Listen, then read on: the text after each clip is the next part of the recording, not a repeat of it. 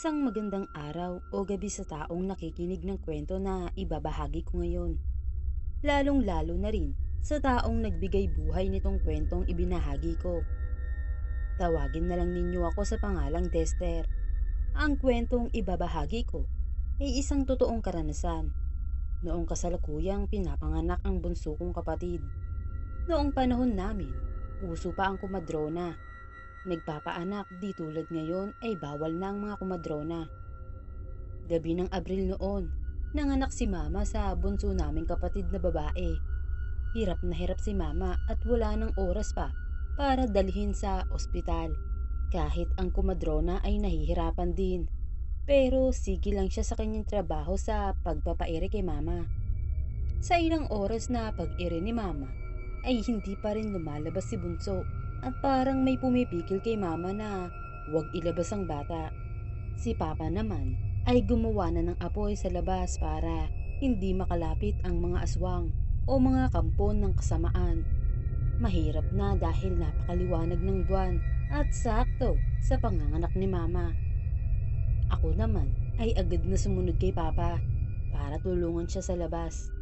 Ngunit sa ilang minuto na pananatili sa labas ay napadako ang aking mga mata sa may malaking puno at nagulat ako sa aking nakita.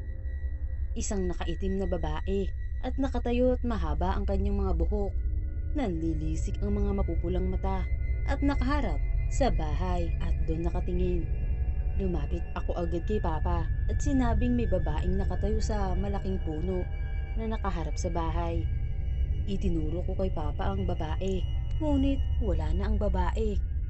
Si Mama naman ay patuloy ang pag-ire, ngunit hindi pa rin talaga lumalabas si Bunso. Napagdesisyonan na rin ni Papa na puntahan ang kanyang kaibigan na mayroong tricycle para dalhin na lang si Mama sa ospital. Pinagbilin ni Papa na bantayan si Mama at para may katulong na rin ang kumadronang nagpapaanak kay Mama. Malayo-layo rin ang lalakarin ni Papa bago makarating sa bahay ng kanyang kaibigan. Natakot na rin ako dahil hindi ko maalis sa isip ko na baka may mangyaring masama kay Mama. Kitang-kita ko sa mga mata ni Mama na nangihina na ito. Ilang oras na kasi ang lumipas at naabutan na lang ng gabi at hindi pa rin lumalabas ang bunso kong kapatid. Habang nakaupo ako sa harapan ni Mama, bigla itong nagsalita. Wika ni Mama na ihanda ko daw ang aking sarili. Baka hindi na daw siya abutin ng umaga dahil sobrang pagod na daw siya. Wika ko naman kay Mama na kaya mo yan, Ma. Ilang minuto na lang ay babalik na si Papa para dalhin ka sa ospital. Huwag tayong mawalan ng pag-asa. Kaya natin itong pagsubok na ito. Alam ko, malalagpasan natin ito at magiging maayos ang lahat. Kaya, lumaban ka, Ma. Ayon naman sa kumadrona na, huwag kang matulog, Lourdes. Kayanin mo yan. Tila, malaki lang itong anak mo at nakatagilid kaya mahirap talaga ilabas. Sige, Lourdes. Ire! Dito na ako kinutuban dahil parang wala lang sa kumadrona ang paghihirap ni Mama. Nasa isip ko, saan kaya ito nakuha ni Papa? Bakit wala lang sa kanya habang si Mama ay naghihirap? At bakit ayaw niyang dalhin si Mama sa ospital? Siguro, may masamang balak ito kaya sinadya niyang pagurin si Mama. Si Papa naman ay ilang oras na ang lumipas, ngunit hindi pa rin nakakabalik.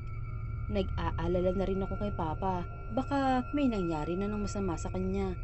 Hanggang sa umabot na nga sa punto na may nadiskubre ako na hindi maganda sa kumadrona.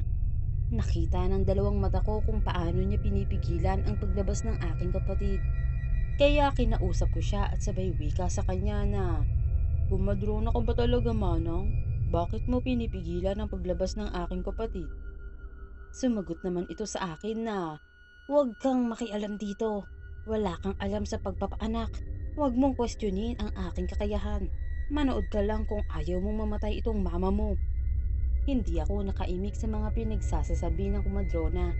At buti na lang ay nakabalik na si Papa. Pero hindi niya kasama ang kanyang kaibigan. Tinanong ko si Papa kung bakit wala ang kaibigan niya. Wika naman ni Papa, may problema, anak. Hindi ako makatawid sa ilog dahil mayroong babae na nakaabang sa akin. Ang mga buhok nito ay napakahaba. Si Papa talaga ang sadya at pinipigilan na hindi makapunta sa kanyang kaibigan. Wala nang magawa si Papa dahil natakot na rin. Si Mama ay nagbilin na ng salita kay Papa na huwag akong pabayaan. Umiiyak na ako. Ilang minuto ay may nakita akong anino na mula sa dingding at may itinuturo sa altar ng bahay. Hindi ko lang ito pinansin. Ngunit naalala ko na lang bigla na may ibinigay pala si Lola na lana na gawa sa birhen. Nagmadali akong kunin ito.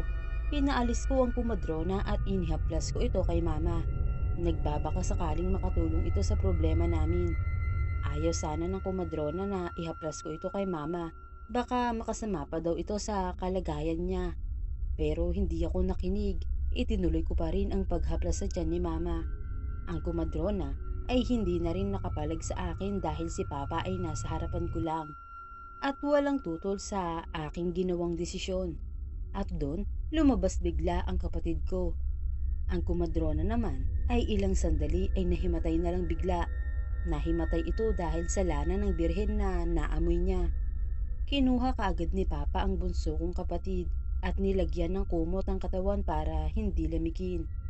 Pagkatapos kasi lumabas ng bunso kong kapatid, ay sumunod ang isang napakalakas na kulog at pagkidlat. Ang kumatrona naman ay hindi na humina. Nawalan ito ng buhay sa simpleng amoy lang ng lana ng birhen. Naabutan na kami ng umaga. Ligtas si Mama at ang aking kapatid. Dali-daling umalis si Papa para ipaalam niya ang nangyari sa kumadrona na namatay ito. Marami na ring taong nagpunta sa bahay para tignan nila kung sino ang kumadronang ito. Nagulat ang lahat dahil isa pala itong aswang na nagpapanggap na kumadrona tuwing may buntis at siya ang nagpapaanak kaya namamatay talaga ang mga bata. Kahit saan-saan na pala nakarating ang kumadronang ito. Tinignan din namin ang laman ng bag nito at tumambad dito ang kakaibang gamit na mayroon ding lana at walang mga gamit na pampaanak. Kilalang aswang pala ang kumadronang nagpapaanak kay Mama. Hindi daw ito nag-iisa. May kapatid din ito na nag-aabang sa tuwing tatawag ng katulong. Laking pasasalamat namin kay Lola na siyang nagbigay ng lana ng birhen. Siguro, kay Lola rin yung anino na nagturo sa altar para maligtas ang kanyang apo.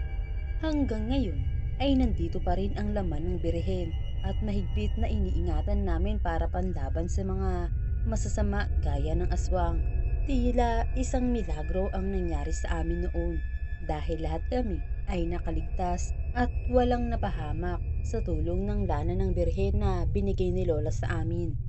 Hanggang dito na lang ang kwento ko at muli, maraming salamat po.